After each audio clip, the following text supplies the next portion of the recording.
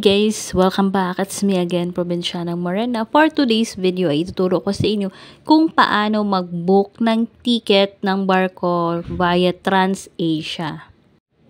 So itong TransAsia guys ay bumabiyahe from Cebu going to Cagayan de Oro, Tagbilaran to Cagayan de Oro. Meron din silang biyahe pa Iligan, Masbate, Osamis. Yan po yung mga destination na meron silang biyahe. So, ang ipapakita ko ngayon ay booking from Tagbilaran going to Cagayan de Oro po. So, yan yung sample na gagawin ko. So, ang unang gagawin natin guys ay punta tayo sa Google and then type TransAsia. Tapos may lalabas na siya guys. Then, click nyo po yung link na yon and then ito yung lalabas. So, ito yung homepage ng TransAsia Shipping Lines. Dito sa right side guys, makikita natin yung origin, destination, at saka departure date. So, yan yung i-fill out natin. Kapag na-click nyo na yung origin, lalabas yung mga pangalan ng mga lugar. So, piliin lang natin kung saan tayo manggagaling. Then, next yung destination at saka yung departure date. Kapag na-input nyo na lahat ng details na kailangan, then click book now. And then, ito yung lalabas guys.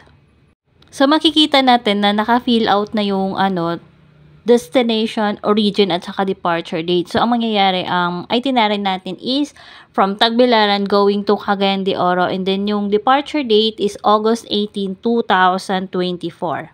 And then, click book now. Ito na yung lalabas, guys. So, nandyan na yung, recap lang siya. Origin, Tagbilaran, and then destination, Cagayan de Oro, and then yung departure date is August 19, 2024. Tapos, ilalagay mo na din yung kung ilang pasahero yung ibo-book mo, and then continue.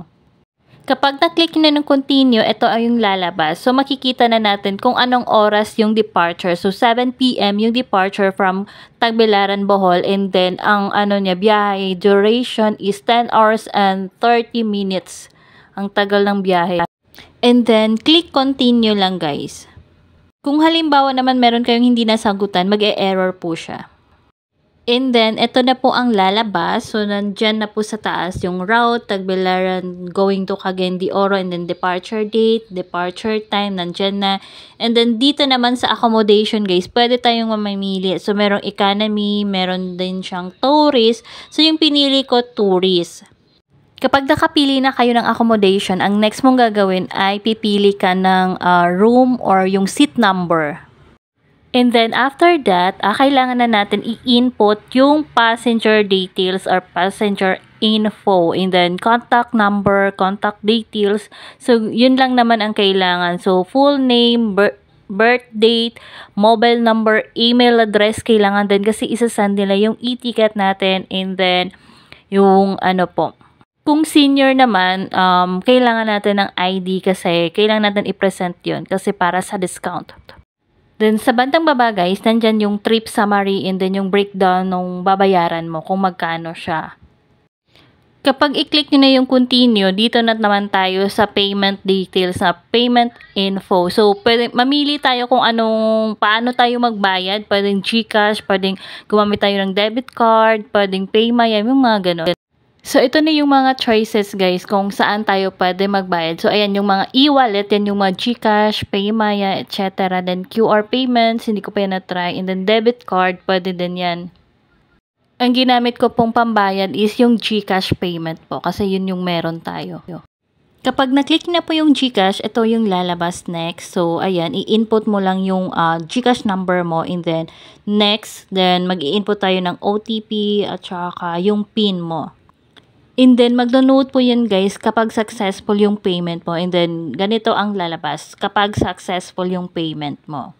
And then, click nyo po yung view ticket para makita nyo yung full details ng ticket na yun po yung ipiprint natin.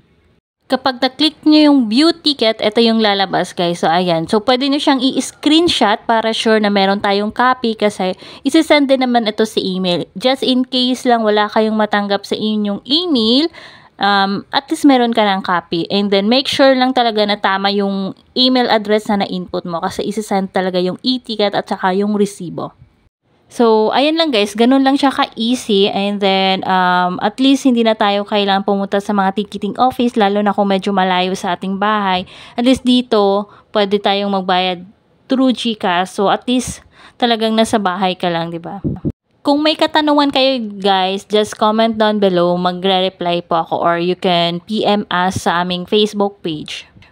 Sa mga hindi pa nakapag-subscribe, please subscribe, comment, share, at saka i-like nyo din po. Thank you for watching. Bye!